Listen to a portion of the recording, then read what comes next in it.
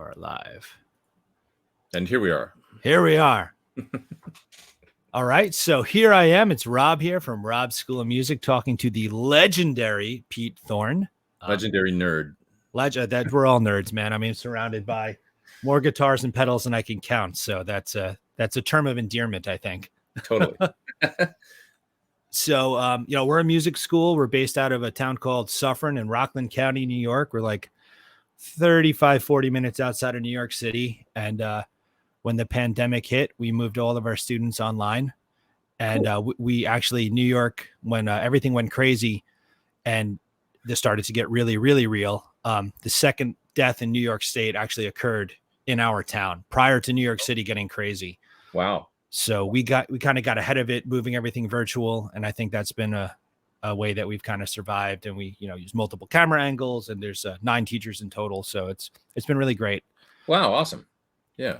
Yeah. Thanks, man. Yeah. So we've been doing things like this just to kind of give our students sort of a lifeline out to the world and some of our musical heroes, and just kind of shoot the shit and see how it goes.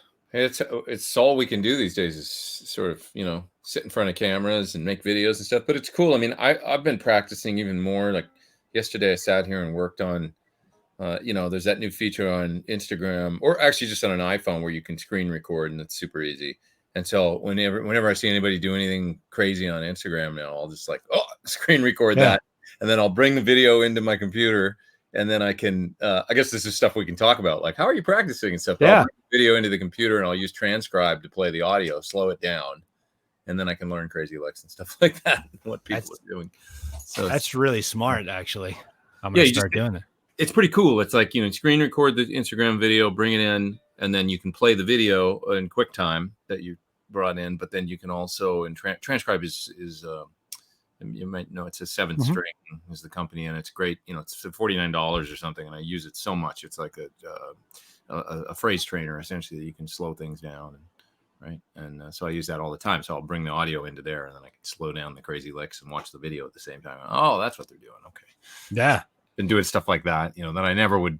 I mean, maybe when I'm on the road, I would do stuff like that or something, but we just had all this time to practice, and, it's crazy times. But that's something that we've kind of tried to, and that's been a running theme with all the different musicians I've gotten to speak with. It's like, this is a gift of time that hopefully we'll never get again, but let's use it as best we can to try and just be better, Yeah. I mean, what else can you do? It's like, it's a good time to take up any kind of hobbies, learning something, foreign language, play guitar, whatever it is that you, yeah. We had a huge influx of students right when it first got crazy, because people were just, what am I going to do? What am I going to do? And, we've been here for that. So it's been incredible. That's good. Yeah. One of the big questions I try and ask, just to jump off, is, obviously you've played some epic stages along the way. And one of the, a lot of our students are students. They're, young, not necessarily in age, but just in experience as a musician. And back when you could do gigs, we would always put them together, package them into different bands, and book them performances there's like a big street festival sort of thing, or local restaurants and bars. And anxiety, stage fright, is obviously a huge factor. Do you have any tips to overcome that sort of stuff? Sure. Yeah. I mean, the number one thing to always remember is that the crowd is there to see a show, and they've got your back. Like, they're there stoked. So they're not against you or something, I mean, like, unless it's like, those crowds at guitar shows or something where it's like, show me, impress me. No, I don't know. For the most part, people they want to have a good time. And so you've kind of got them like out of the gate. They just want to have fun. So, so they know that they're not your enemy or something. They're there to support and hopefully have fun. And, know that also that what comes out of a PA especially when a full band is playing, is always a little more washy. And it's unfortunate unfortunately, but the unfortunate part is we live in this YouTube Instagram world where people film things and put them up a lot, right? Which is always a drag, because it never sounds as good as being there, and it always sounds small and clinical coming out of little phone speakers compared to. But if you have to take into account that the people that are there at the gig, it just kind of comes out in a wash of sound and coming out of the PA, and it's always kind of amazing. Like to me, I remember seeing a band play in a club once, and there was kind of punk rock band. The sound wasn't too great in the club; it was like punk rock, and Right.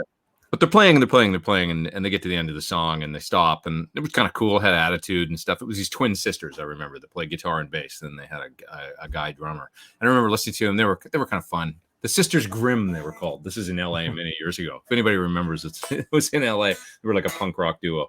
But anyway, they were playing the song, and it was like, oh, that was cool. And then after the song, the guitar player went to go tune, and I was like, oh my god, the guitar is so out of tune.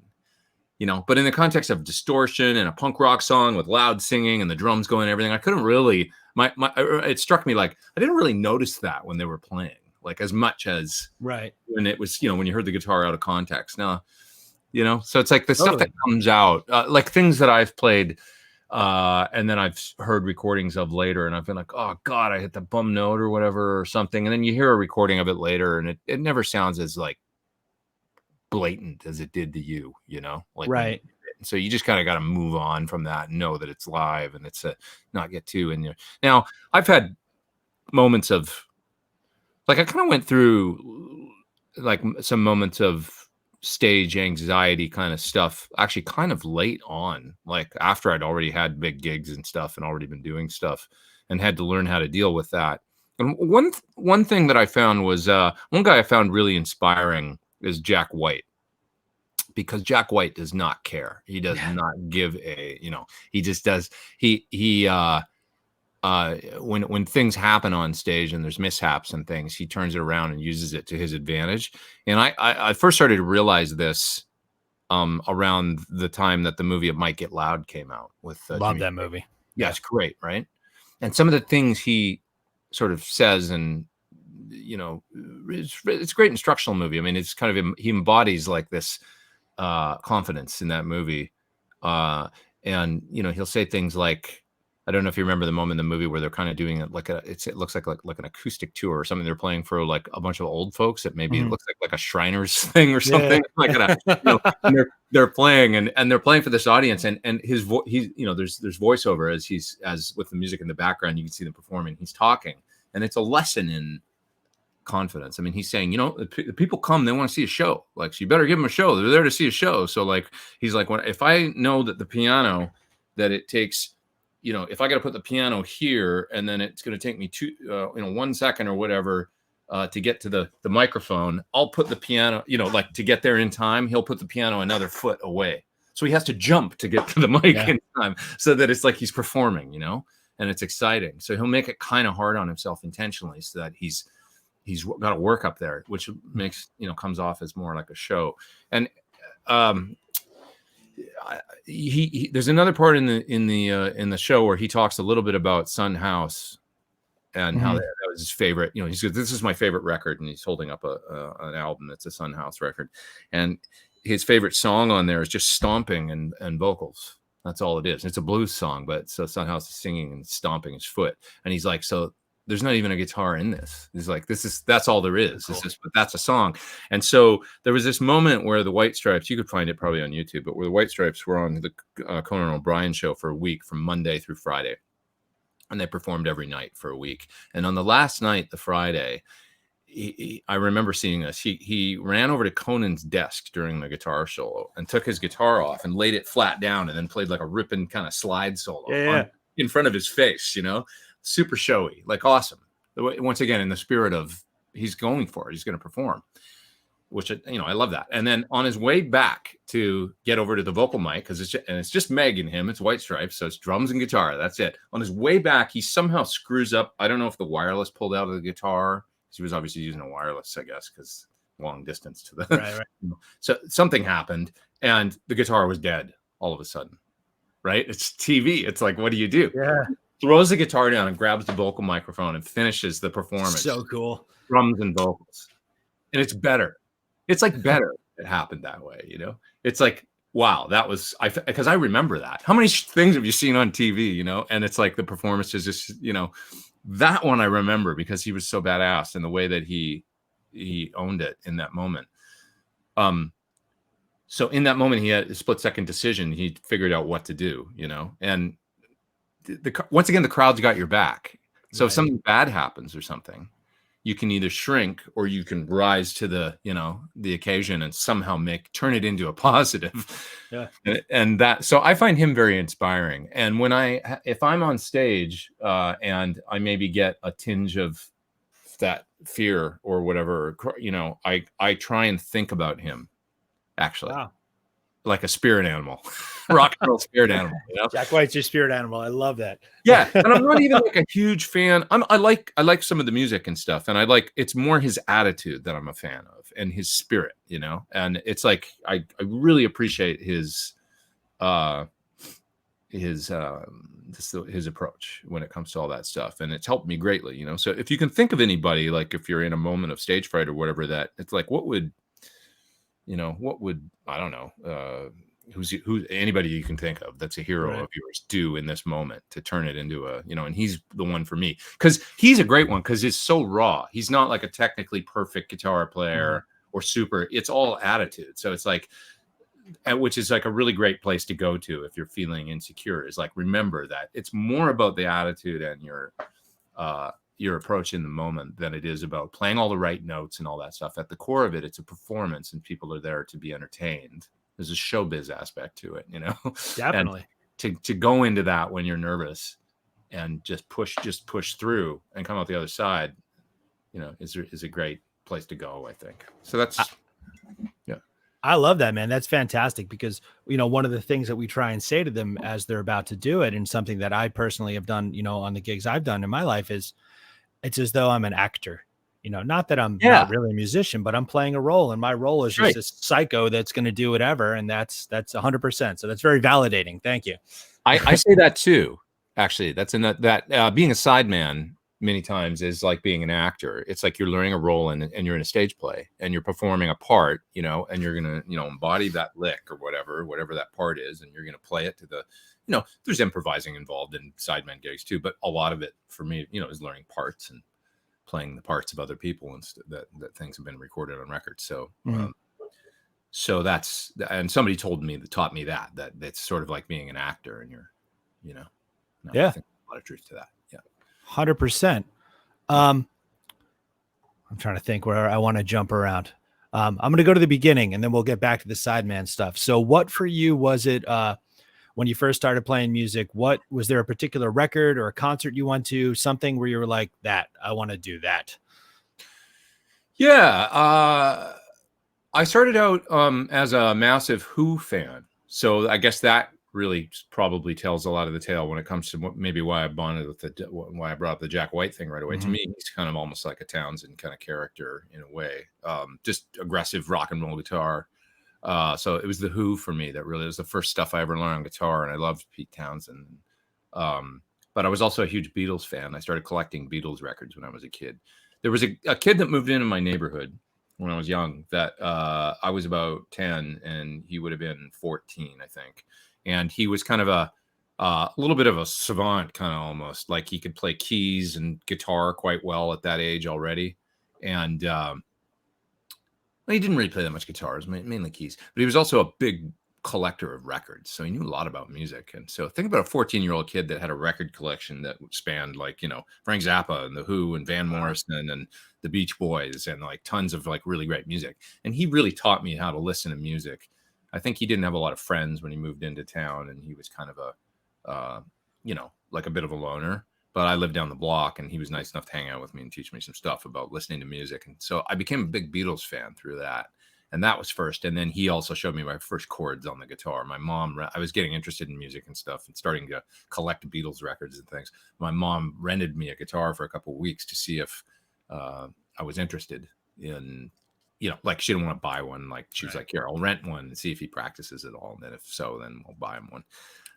And sure enough, I totally got the bug. But that's where it all started. Yeah. Cool. Yeah. It's interesting. Like, having the music school here, a lot of parents will come in and the first question, they're, I want to get my kid a nice guitar.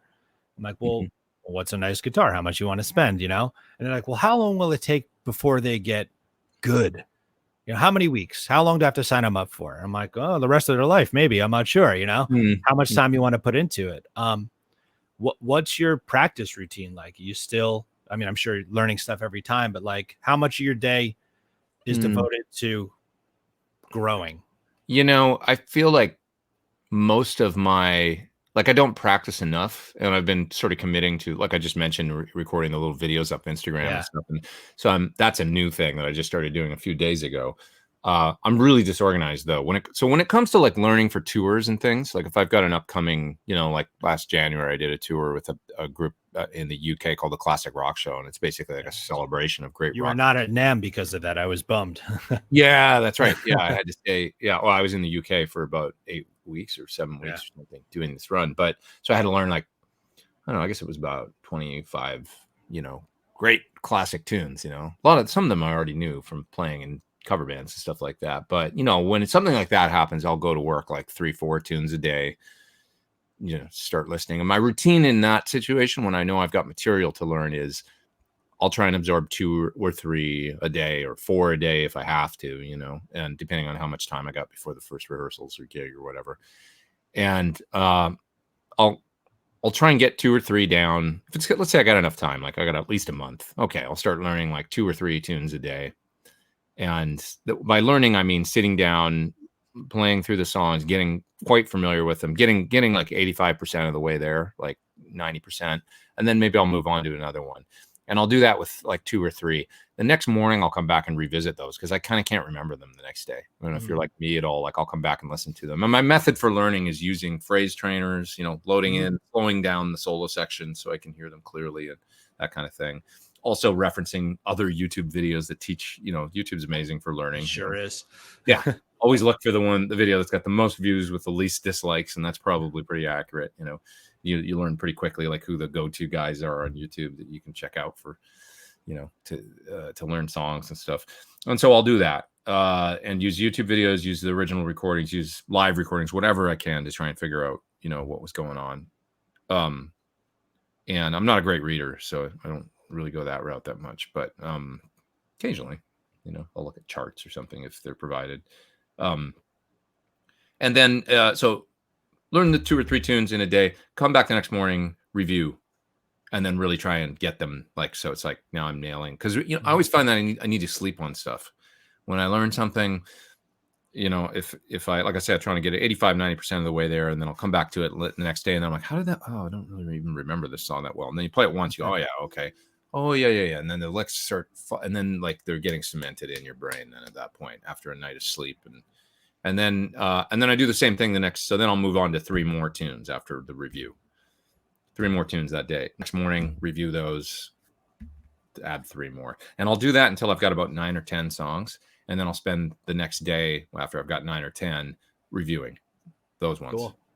Go over those tunes, get them in there, make sure they're cool. All the while I'm, generally speaking, I'm programming my pedal board and getting my sounds together and stuff at the same time and getting those moves, okay, I need a separate sound for the chorus for this song. And I'm going to need a delay for the, a gain boost or whatever for the solo. So let's make that. And I go and I program all that stuff. And then, day of review. Then I'll try and take a day off maybe from it. And then I'll go back and start with another 3. And so that whole process may be to learn a set of tunes, depending on if it's, depends how many songs of it. If it's 20, 30 songs, sometimes it's 50 songs. You never know. But I'll just do that process like that, learn, review, day off, learn, review, day off. Yeah. No, I'm sorry. Go on. I cut you off. I was just going to say, so that's practicing. That's my disciplined practicing for learning songs for gigs. As far as approaching new techniques and stuff, I'm so haphazard with like learning new, I would love to I've got friends right now that are taking classical guitar lessons and doing different things that I should really be, I feel like at times it's like, why don't I should hone in on that and do something, get finally learn jazz or something, and I don't do a hell of a lot of that. So my latest thing is just a little Instagram riff thing where I'm like, I want to know how to do what that guy's doing. So I'll make a video of it and bring it into the computer. And I did one of those yesterday. And so I'm trying, but I get distracted. And a lot of my life these days with the lockdown has been making videos for YouTube for, many times it's products I'm reviewing. I've always got a backlog. You've been very prolific with your releases. It's very cool. Thanks. Yeah, and it's like sitting a lot of time sitting here writing, and and so my time, I guess, practicing would be, I guess I'm writing. I spend a lot of time writing on the guitar as opposed to writing music and then recording it and producing it, as opposed to practicing here's this new sweep lick or whatever. Right. you know.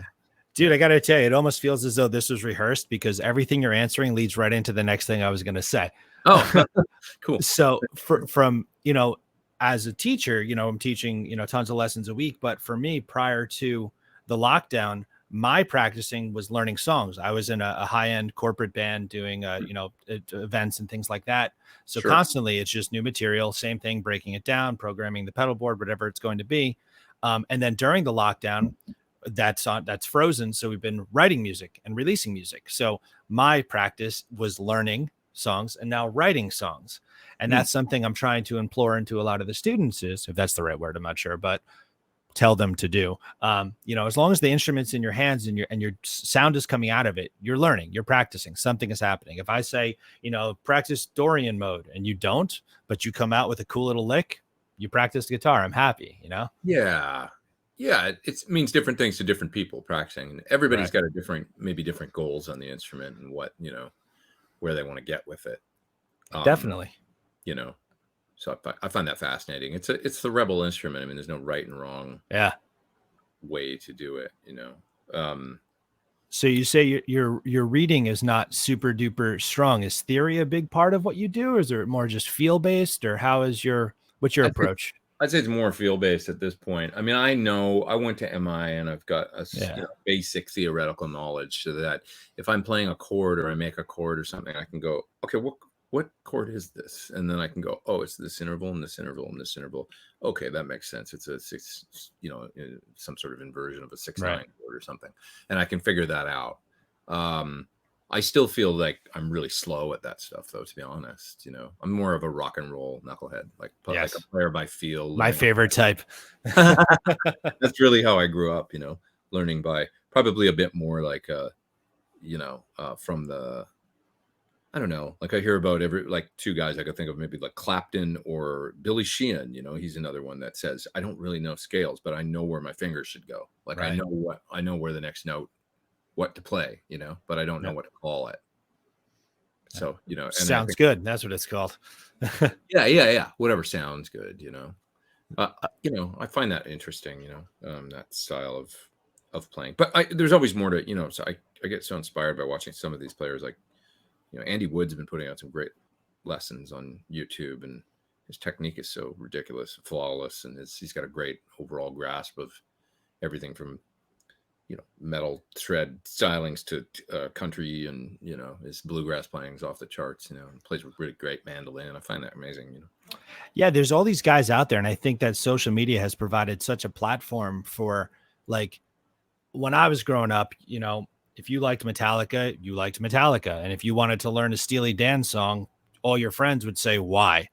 Whereas now it's like people are jumping from genres and styles, and it's all within one scope. And that's so fascinating to me and inspiring, because it opens all these doors. The possibilities are endless, and no one's going to say no. They're going to say, how did you do that? Which is great. Yeah. I mean, you'll see like a player like Mateus Asado, fellow Suhr player. That guy's amazing. And he started out mostly playing metal, I think, kind of, like shred, and then he got, he heard John Mayer, and and from that he became like into this, what's this whole like kind of like he goes, he told me, he said, I didn't know anything about Stevie Ray Vaughan or Hendrix, or it was John Mayer, because he's of that age. Wow. Yeah, that was his vehicle to that style, and he just took it to such a great place, the whole kind of, he's one of those, amazing neo soul, if you want to give it a but he's so liquidy on the guitar, and but he can still bust out the crazy shred licks with give him some gain and stuff. So it's really interesting that I think, and I think that's cool, because I think that too much of the shreddy thing gets it just it gets old or whatever, like the just distorted rock guitar. That's great too, but it's great if you can mix it up and do different things. I think of somebody like Steve Vai. He's amazing like that. you know, guitarists with, well, like I say, Andy's another good example. But you know, you can rip on bluegrass, give him a D28 and nothing else, and he can wail on that, or a mandolin, or give him an electric guitar that's drop tuned and he can play shreddy. You know, like he can get into that and totally rip on the you know, electric guitar. So yeah, it's cool. You know, Definitely. Yeah, people in other musical. I mean, when I think about some of the, you know, even what's going on in like hip hop or like different styles, they're totally about that. I mean, you know, think about a song like Old Town Road or whatever, Yeah. you know, right? I mean, it's like this, that's what people are doing. They don't care anymore. There's blending sounds and, you know, blending styles, and it's amazing. You know? That's why I think it's incredibly liberating. I always try and tell, like, you know, the average age of our student here is about 20 or so years younger than me. So I look at them at this mirror. You know, I grew up in the town where the school is physically located. So a lot of our students, at least prior to everything being online, now we're teaching people around the country, but a lot of our physical students were, you know, still attending the same school that I went to. And I'm like, guys, you don't understand. Like back then it was so one dimensional, and now genres don't matter. Nothing matters. You can just be and do anything. Pick a piece of audio here, throw it there, chop it up, throw it. It's so incredibly liberating and exciting. It's an exciting time to be playing music, I think. Yeah. Having said this, I wrote an article a while ago for Premier Guitar called "Is Rock Eating Itself?" Because I do feel like at the one genre where, and it's maybe part of the, I don't want to say decline, but you've seen other genres kind of take over in the popular, you know, a little bit more. And the article was basically based on when you had the Beatles, or you had, you know, Led Zeppelin, or you had, you know, even like a band like Sabbath, like the influences were pretty diverse, like because it was at the dawn of that stuff. So it was like, you know, the Beatles were drawing from vaudeville and, you know, on the McCartney, whatever he heard at home from his parents playing and stuff. And then also Lennon in the band with his hardcore Elvis and, you know, like American rock and roll influence, and then George with Indian music. And it was like, and they pulled it all into this thing that came out as the Beatles. It was amazing. Sabbath, similar. I mean, I think there was some diverse, like some interesting, you know, so within the context of a hard rock band, they actually had ballads and stuff that were pretty, like, you know what I mean? It was like, there was going, like, what was the Sabbath song, Changes or whatever, which was like this beautiful ballad, you know, and then or Diary of a Madman, you know, by Ozzy, right? So you had, you know, Randy Rhoads and this, you know, obviously classical guitar, right? So they just embraced all that stuff and put it all, you know, and then, you know, as rock kind of goes on into I think what happens, especially through the 2000s, you know, 2000 to maybe, you know, 3, 4, 5, 6 years ago or whatever, even, you had a lot of these bands that were like, well, who are your influences? Like, well, we're influenced by Sabbath and Guns N' Roses or something. And it was like, that was it, you know, like kind of the pool of what people were drawing from was maybe less and less and less. I'm just talking about in rock in general. I saw that in a lot of rock bands, you know. Sure. To the point where I don't want to rip on them too, because I think there's some great things about them. But a band like Greta Van Fleet or something, it was so Zeppelin derived. Where we can rip on them. It's allowed. It's okay. Well, I mean, I appreciate kids playing rock. I think that's great. I think there's a lot of positives. Yeah, there's a lot more right going on than wrong. But the reality is, if your only influence is apparently like Zeppelin or maybe, you know, and maybe Deep Purple or something or whatever, if that's it and that's all you're drawing on, then you're going to sound like that distilled down into something that's not quite as adventurous as they were. Well said.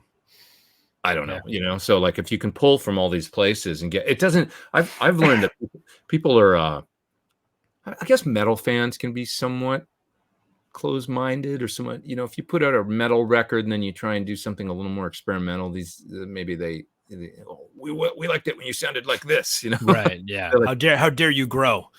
Yeah. Chris Cornell faced a lot of that, you know. I think where it was like, you know, he had and he was, you know, just, I feel like starting to really break ground with breaking out of that whole thing. But you know, he faced a lot of that that he even, you know, related to me, where he said, you know, a lot of people focus on this one thing I could do. It's you know, right.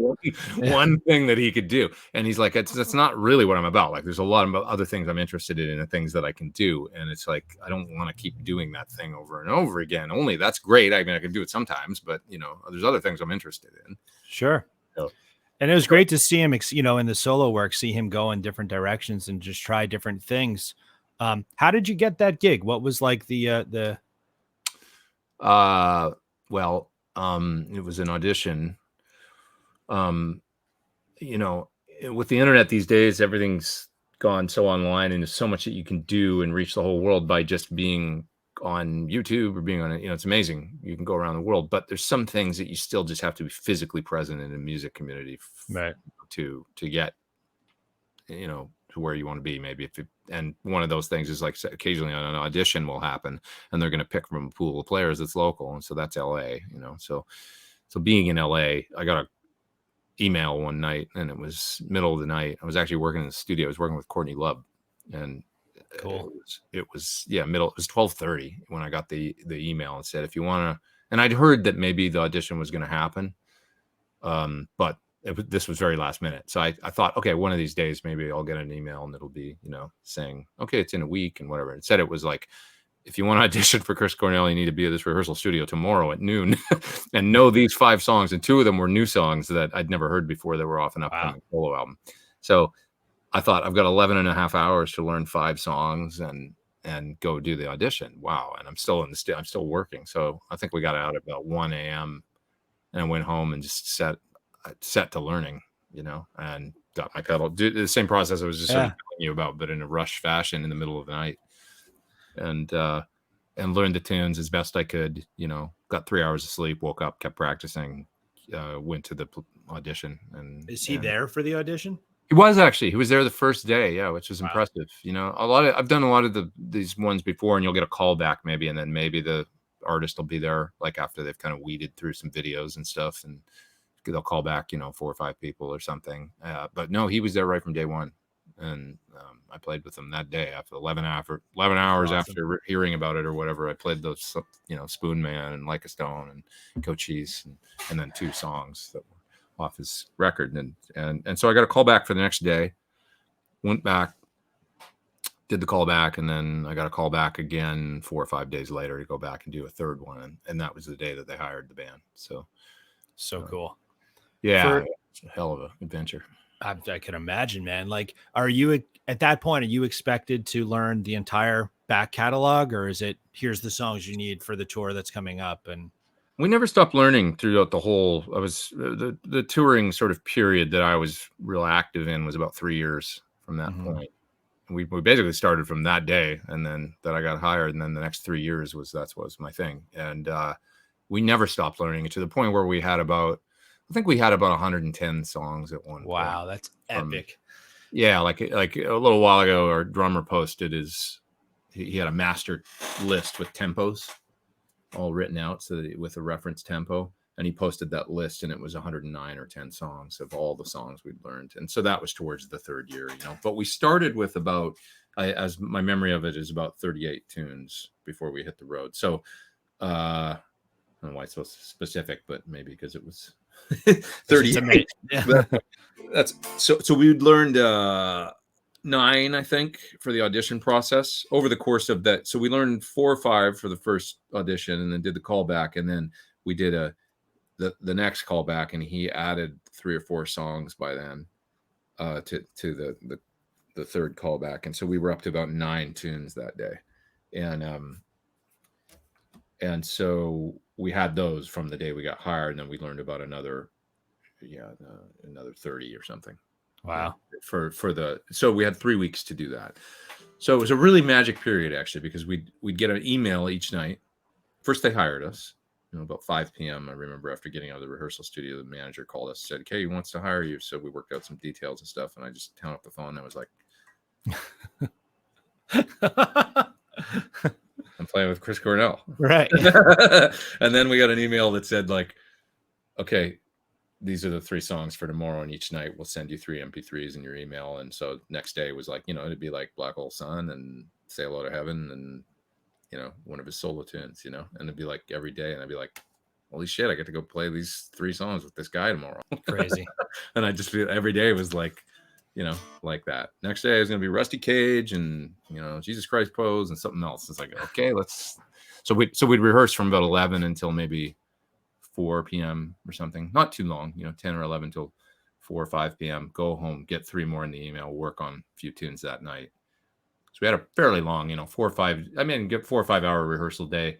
with a break, and then you know, a period at night where I'd probably spend 2 hours learning, you know, a couple more songs, a few more songs, get up the next morning, go to and tackle It's the. it's such an epic kind of gig because the Soundgarden material is incredibly challenging. Then the Audio Slave stuff is challenging in a very different way. Hmm. And then the solo stuff is an entirely different animal. So to be able to be one human being and cover such a range is very incredible. Thanks. It was a really, really good band. You know, everybody had a kind of a cool role that we, you know, personalities. I mean, it really became a band, you know, and everybody did a great job, and it was just like uh,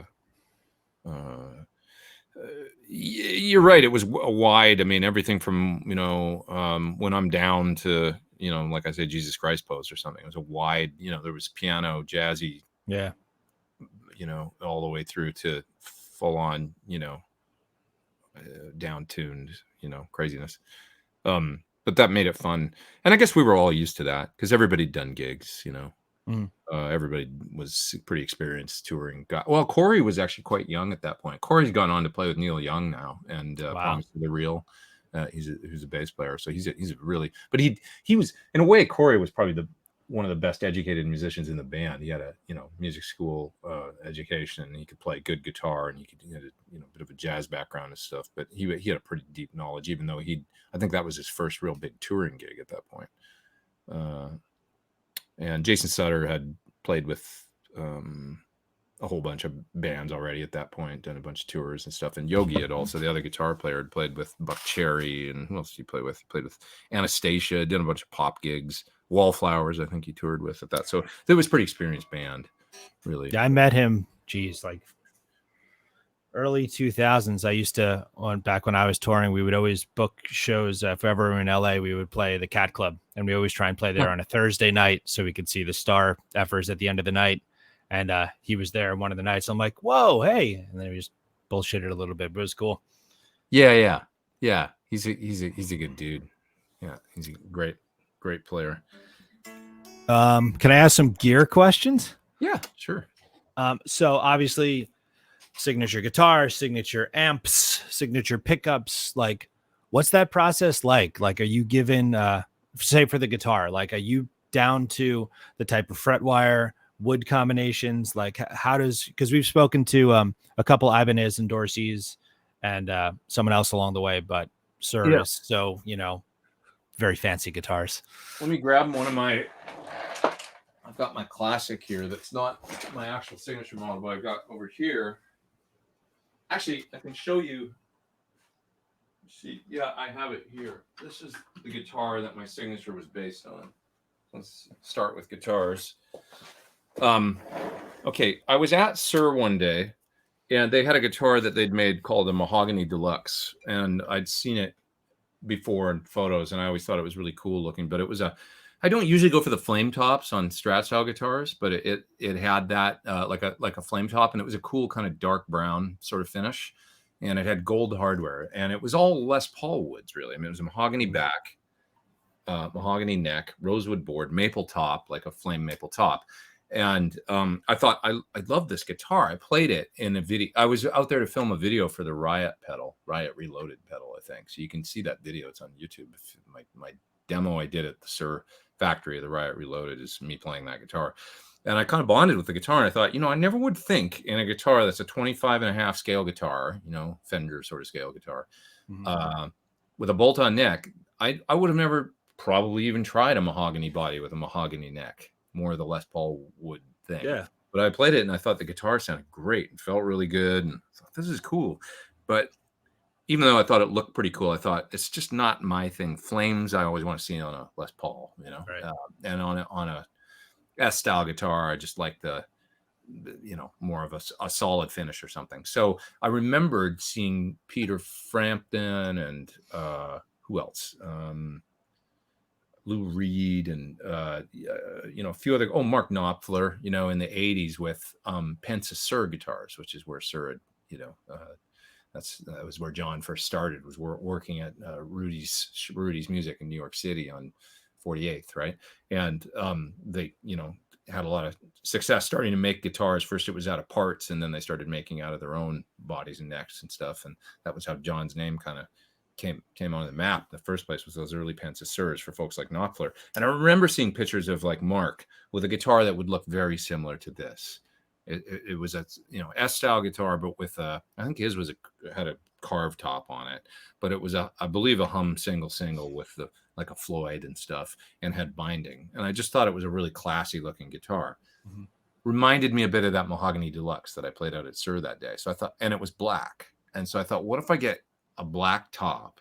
And I also had seen some of the Les Pauls that Gibson was doing around the time that had like a natural back with a black top. If you look up, 57 mm-hmm. historic Les Paul black, if you see one, they've made a few like that where they have a black top, but you can see the wood on the back. And I thought that looks really cool with binding. So I thought, let's put all that into one guitar.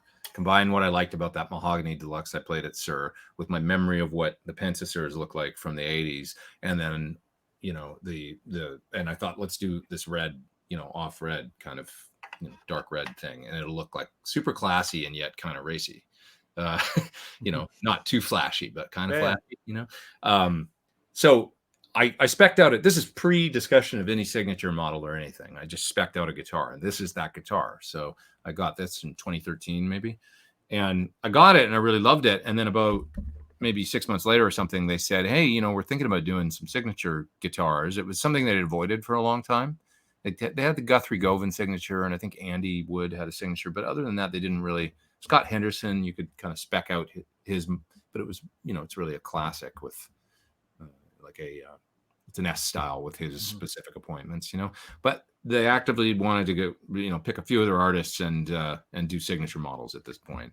And they said, would you be interested in making that guitar, this one, kind of the basis of a signature model with us? And I was like, hell yeah, that'd be an honor. I'd be happy to. I already had an amp with them at that point. Okay. And I'd already done the pickups. So these are Thornbuckers in this guitar. So I developed those and stuff. And so it seemed like a natural progression. So we made this into the signature model. The only real difference is you can see on this one, which is one that we came out with in a different color a couple of years ago. It's got pickup rings. Right. So my prototype didn't have rings on it. And rings was something they just didn't do on Suhrs. And I was like, it kind of would be cool if we did rings. And they were sort of like, well, but we don't really do that. And I'm like, that's a perfect reason to do it, because it'll set it apart from all your other guitars in your line. Smart. So we did rings.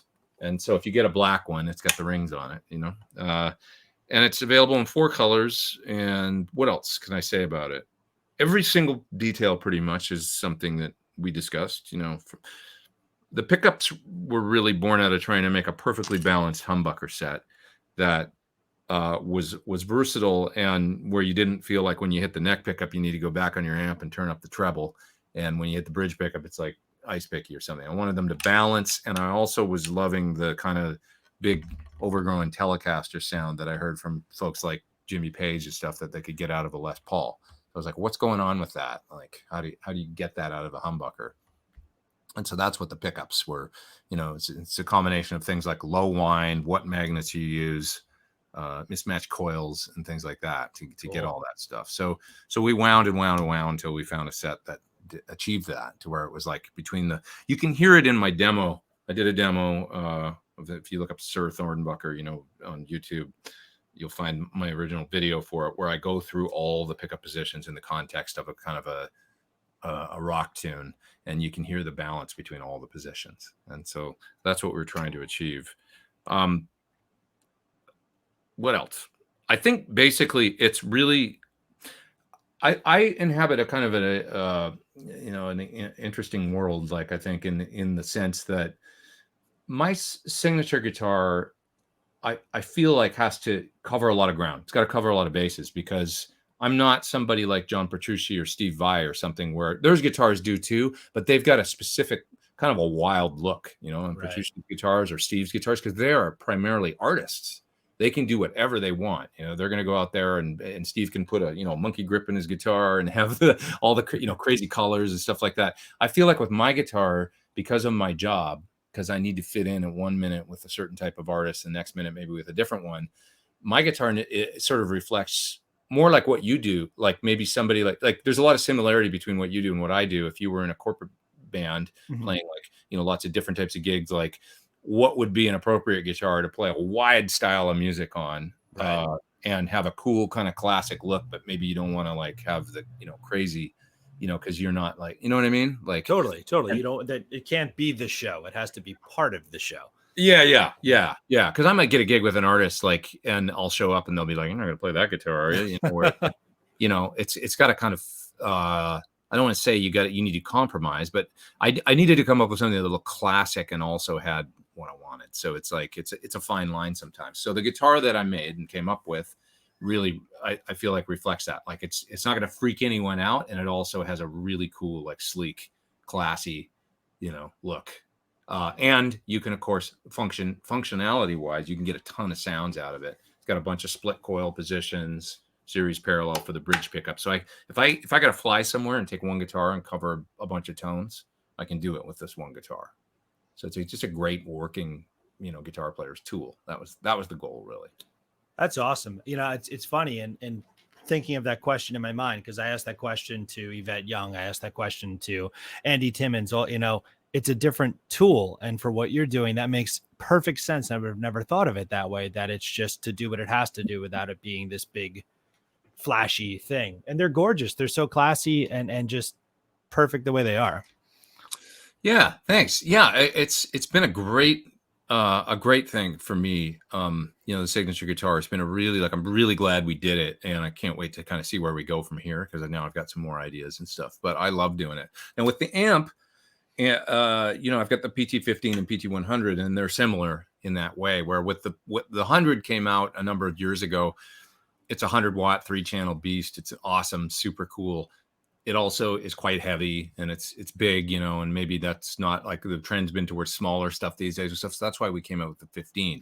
You know, it's 24 pounds, and it's got these great direct out features and stuff where you can plug it right into a recording console and no cabinet needed. But it's an all tube, you know, killer amp with, you know, plenty of volume and stuff. At 15 watts is almost it's deceptive how much headroom it has and stuff like that. So I feel like we made a great tool for moving forward, you know, the guitar player, trying to come up with something that, you know, because I love tube amps, you know, I still love if it's possible. I don't know if I can, like, get the computer around enough here to see, but my whole, like, thing there is 4 hits, and then I got like 5 more right here that you can't see beside it. I love tube amps. So it's like we tried to make a tool for, you know, the modern guitar player that you know, loves tubes and loves the concept of a traditional amp, but also moving forward a little bit, and that's the load box and the impulse responses in it and all that good stuff, so that it's got the combination of vintage but future, you know. Yeah, I was playing through your amps at the Suhr NAMM booth, because you know, it's around here. I couldn't find any stores that had them, and I was blown away by the tone. And like, as we were saying before we jumped on live, you know, with modeling stuff, I've had a Helix. I have the Axe Effects now for my home studio. I just got a Kemper. So I'm always trying to find that thing that's going to be plug it in and play, because I get lost in the modelers sometimes. Yeah. So to have an amp that's a real tube amp that has the impulse responses right there, that's just the best of both worlds, really. That's my idea, you know, with it's working. Yeah, it's got 16 IRs in there that you can pick from. You can load your own if you want, but you don't ever have to. I mean, you'll probably, when you get it, you'll be like, this sounds good. Like, I don't need to, you know, it's a plug and play, you know, and it's got 3 great channels, really easy. Just, you want more gain, you reach out and turn the knob. You know, I went and did a bunch of clinics with it, and that's what hey, you want more treble? You don't have to page through the menu. These new devices are fantastic. I mean, I think there's a place for everything. With Axe Effects and the Helix and Kemper and all these units, it's great. How can we make something that's, because now you've just got choice, you know, how can we make something that's for tube amp people that has some of those features and is really versatile and stuff, but maybe for someone that still appreciates the, even young players. I mean, I still a lot of young players. Is, you know, I'd say probably the majority is players with a pedal board that's fairly complex, plugging into a simple 1-channel amp. Right. You know, like a lot of kids these days, like what pedal do you use for drive, right? It's like, That never used to be it was like, well, I've got a Marshall. Right. Exactly. The drive came from the amp, and then you maybe augmented it with a fuzz or a tube streamer or something. Right. But unless you were a Fender amp player. But a lot of, gain amps were, for many, many, many years, it was all about amps getting, from the 70s through the 80s into the 90s, it was, and to the 2000s, we went from, a high watt Marshall to more gained out stuff and Soldanos and stuff, and then the dual rectifiers and the 5150s and all. It was all about amplifiers were how you got your gain, and then all of a sudden we got to this a little more grab and go combo and pedal boards, and there's no right or wrong way. I mean, it's like there's whatever you prefer. I mean, when I was touring more regularly, I was a Mesa guy, hands down. Dual rectifier. I have a triple crown here, which I love. But the last very big gig we did with the band before things went crazy, we were playing up in Vermont, and they had a backline. They had a Fender Deluxe, and I was like, okay, I'm going to build a crazy pedal board, and I'm going to get all the sounds I need with different pedals, which is a really fun project, costly project, but a fun project, right? But it was so surreal for me because prior to that, I was always an amp guy, it's half stack or 2x12. And then like I said before, I went around a little bit with the Helix, but this was like the perfect combination of things where I could have all my different sounds that I could still twist the knobs and have a kick-ass amp behind me that I could make louder with the knob as well. Yeah, exactly. And I think that's been the kind of you see deluxes everywhere, or similar, like one sitting back there. Yeah, they're great to have around. I've got a little Princeton sitting in here, and I got it for that reason because I do a lot of these pedal videos and things, and folks, I've got my signature amp and everything, but a lot of times people are like, well, we don't want to hear the pedal through your, amp that, you know what I mean? Like we want to hear it through like a working man's amp, something that's not colored and or even just like inexpensive. Yeah. Something that's, can you play it through something that's $500? Like the real, because folks don't always, have money for like expensive heads and things like that. That's not where their focus is. So they're like, I've got this combo. I want to hear it through that so that I can, in my world, I know what it sounds like. And I think that that's a total fair point. And so I've got a little Princeton here, one of those little Silverface 68 custom, just because, and I've done nothing to it. It's just a stock speaker, and I just put it on 4 and run the pedals into it, and it sounds really cool. It's like a different sound, It's that kind of more MIDI combo, and with some, it's neat. It's a nice addition to the, the amps in here. See, I feel like that's the thing that, again, being a school here, we have a case in the lobby where the students wait, and I have hundreds of pedals. And we let them take them out like a library. Oh, great. They want to borrow something. And I feel like part of me is giving them an opportunity to try something and hopefully buy it somewhere along the line. But at the same time, it's almost like I'm addicting them to a drug. Because the gear, it never ends. And with reverb and there's just access to so much. I play this crazy game with myself. My girlfriend hates it. And she's a singer. We do music together. So it's like she benefits from my illness. But I'll say, well, I'm looking for this piece of equipment.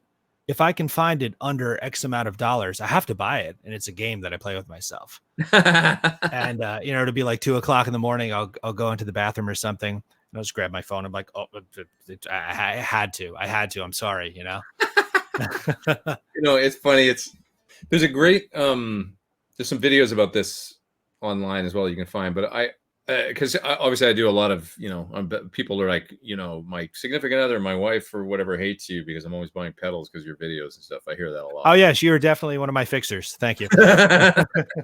So, it's like a problem. I think I'm probably going to get like accosted one of these days. And my husband spent, life savings because of, you and your dumb videos. But I do, having made all these videos and stuff, I appreciate this Tom Morello thing. So he put out a video on this, and also I think I read it in an interview, maybe in Guitar Player, but he was talking about how he sort of used to be on that train a little bit, like maybe very early on, maybe in the late 80s or something, where he was trying this and trying that gear, and then he at one point just realized like this is never ending, and he didn't want to be on that train. So he had his pedal board, which had the Digitech whatever he's got on there, like a flanger and like a certain wah, and then he had his JCM 800 head which is kind of like not even the desirable one. It's the 2-channel one from the 80s with the clean channel, and he had a PV 412 cabinet and his one guitar.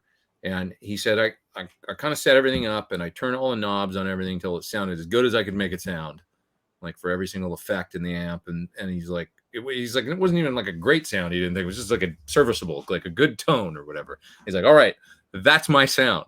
I'm done. And then he proceeded to write all the Rage material and Audio Slave and everything with that rig.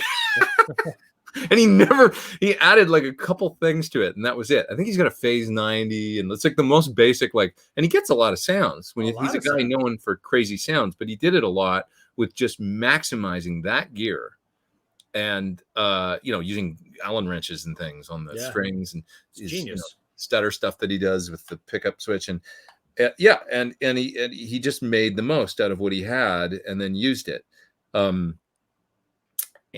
And I remember him talking also about how he had to play with another rig at some point in South America or something. I don't want to script the story, but I think it as the story goes, he didn't get a very good sound. He didn't really like it. But then he realized it's not really the fault of the gear. It's just that he didn't have the time with it. Like if that had been my rig, I would have been able to work with it and the music would have been slightly different. I just would have done the same thing, like the same process with that gear, maximize it to the point where, Mm-hmm.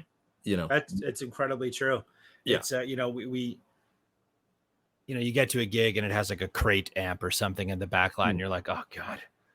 But if you had the time to make it work, it's really in here where the sound is, and it's I'm guilty of it myself. Like you said at the beginning of the conversation, you could tell the guitar player in the room because he's the one standing in the back looking down at your pedal board.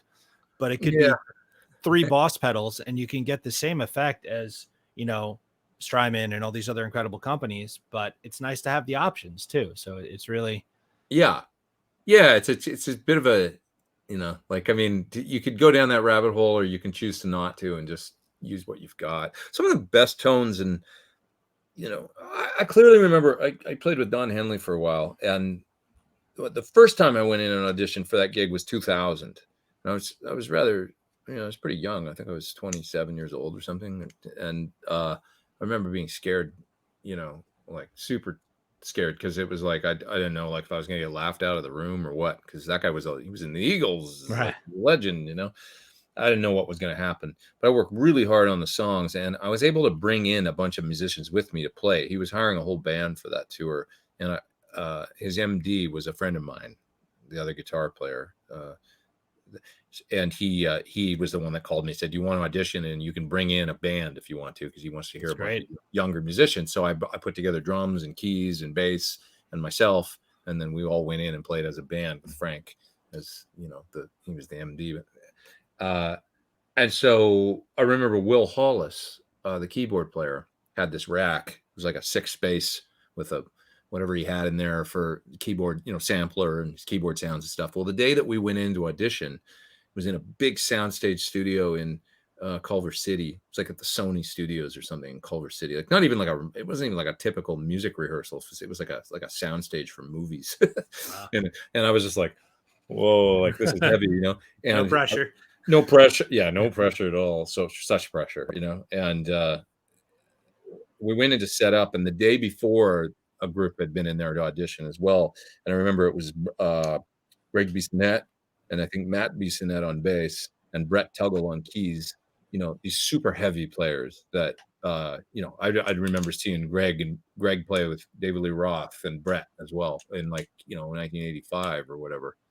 And here I am 15 years later, and I'm going to go in and I'm going to audition the next day after those guys that I'd seen play big pro gigs when I was, a kid. I was nervous, and I remember seeing all the gear.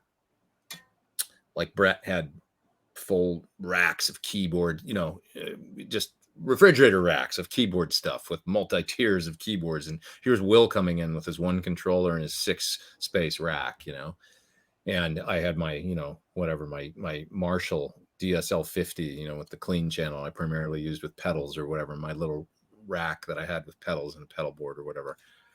It didn't matter. We came in and we played and we did really well, and we got a call back to come back the next week. And I almost got the gig that time. I was the runner-up. Peter Stroud ended up getting it, who was an amazing guitar player, plays with Sheryl Crow, and right. And with Don for a number of years. And that was the right call. We're friends and everything now. You know, I was like, well, I hired the right guy. He was older than me and a little more experienced, but I was the runner-up for the gig at that point. And Will, the keyboard player that went in, he actually got the gig. And then he ended up becoming the Eagles MD. Wow. And so he's been doing it ever since. So from that day, that I always say you owe me sushi because I got him the audition. he's been with Henley and then the Eagles ever since 2000, 20 years now. But anyway, real point of the story is he went in with his little keyboard rack that was like, you know, and playing and he had the parts so nailed and covered with whatever his little rig was in there that the gear didn't, you know, sometimes maximizing what you've got, you know, if you really get deep into it, it's amazing what you can get out of it, I guess is my whole point of it. And sure. Sounds were enough to get him the gig, you know, where the sounds weren't an issue. And this is the thing. Now here we are all these years later with the Axe effects and the Helix and how deep it gets and stuff. And we can be like, oh, is the Univibe in the Helix as good as a real one or whatever, you know, the things, the minutiae we get into. But if you really learn to use what you've got, it's incredible what you can get out of this stuff these days. Yep.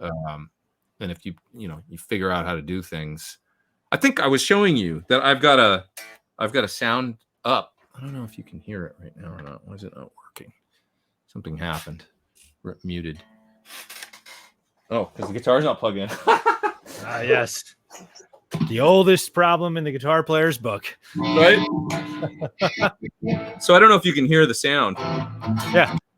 Okay. So this is something that I just learned how to do on the Helix, where I've got a sound up that's like just a kind of a clean compressed.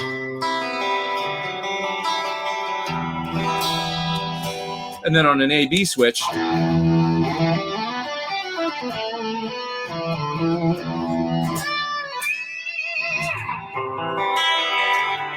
wow.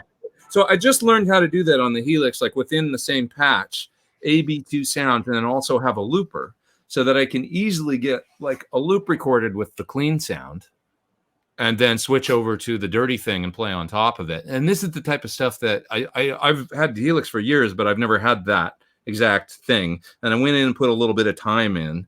You know, I put a vibe and two different reverbs, one for the clean sound and one for the dirty. And it was like, oh, I can get these two great sounds within this one patch, create a loop, and then jam on top of it with the distorted lead guitar sound. It's cool. It's, yeah, like little things like that, where it's like, okay, I just had to spend a little bit of time, like, you know, I was always like, I wonder if I can do that. And then all I did was put in a little bit of time and I figured out how to do it. It's not like people are using this stuff these days, like the Helix, and, you know, it's got two paths. One where you can plug in a microphone and one where you can plug in a guitar. I mean, you see people doing things with loopers and then different effects on the vocal mic and stuff because there's two full chains going through it. This is crazy stuff that, like, you know, so we almost have no excuse, you know. It's like you can get one of these things and you can get so deep into it these days that you can almost do anything you can imagine. And if you can't, there's probably somebody that's figured out how to do it and you can go online and find a way to. So I guess long-winded moral of the story is just like maximize what you've got maybe before selling it and buying something else and some endless search for the greatest sound. Well, honestly, again, like freaking clockwork, you just answered what would have been my last question. Do the work. You can't buy this. You gotta, you know, what if you want to get better at an instrument, you got to do the work. You want to make your tone better, learn your gear, you know, and that's the most valuable lesson. That's like we have that on a sign inside the school, do the work, because it's what it is. Yeah, there's no substitute for time and practice and effort and searching. You know, like when I think about people, like specifically about tone, experimentation, folks like Brian May and Eddie Van Halen, and, you know, modern players like, you know, Matt from Muse or even Jack White or something. These people, they do a lot of experimentation to get the sounds, the different, you know, unique tones and things that they get. And they find their own unique signature things that kind of set them apart. Brian May with a AC30 and his weird homemade guitar asking Rory Gallagher a question at a gig post show once, like, how do you get that sound? He's like, oh, Brian, it's this little box, you know, the Rangemaster treble booster, and I put it in front of my amp and it drives the amp and makes it sound like that. And Brian's like, and he goes out and gets a AC30 and a Rangemaster, but with his guitar sounds different than Rory, right? And then there's this whole, and then he's, what if I did, you know, delays and stereo and do these crazy things that he does, you know, and he made the signature thing that's so unmistakably him from the first note. You know, this is the things that, you know, Van Halen too, with the way that he went about getting a sound. You know, guitars of the day didn't do what he wanted, so he hacks it and puts a humbucker in a Strat, and the trem didn't stay in tune, so he made the nut really wide slots with a brass nut and pre-locking tremolo and everything, and blocked it and made it stay in tune pretty good on a Strat style guitar with a humbucker, and ended up coming up with all that crazy stuff, you know, just experimentation. You know, it's pretty cool. It's incredible. I fall down that hole all the time. Like, you know, watching videos of the history of this, because it's like it's all taken for granted now. Like it's so often, you know, feels like, well, everything that could be done has been done, but that's so far from true, because just take a bunch of pedals and put them in an order that they're not supposed to go, and all of a sudden something new is happening. Well, you had a vet on your show. That's how we met. Yeah. And she's like a great example of like, wow, like, you know, take somebody with a classical and piano and violin background, right, and then just take them away from music for a few years, and then go and give them a guitar, and then completely reinvent the way that it's played. Yeah. Just experiment, right? Yep. Because she's really into sounds and stuff too. So it's also her playing or tuning, you know, but that musical mind, you know, and then the way that it comes out with what, you know, she's chosen. The guitar is the chosen vehicle. I mean, you could probably hand her a ukulele, and whatever would come out would be also really interesting, you know, the way we should try and make that happen. Yeah. Right.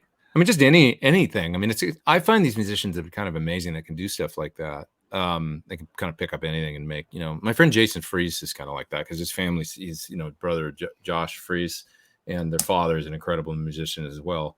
And I've toured a little bit with Jason. His main gig is Green Day, but we did a tour with Jewel together, and he always blew me away, because he could sit down behind the drums and he sounds like you know, he's not really a drummer, but he like sounds like he's playing drums. He's like pretty good, and he could play, you know, trombone, and you could pick up a saxophone and make it work, and he can play just pretty much anything. And kind of, it's like, you know, it's just making music, experimenting, you know. Yeah, just do it. That's what it is.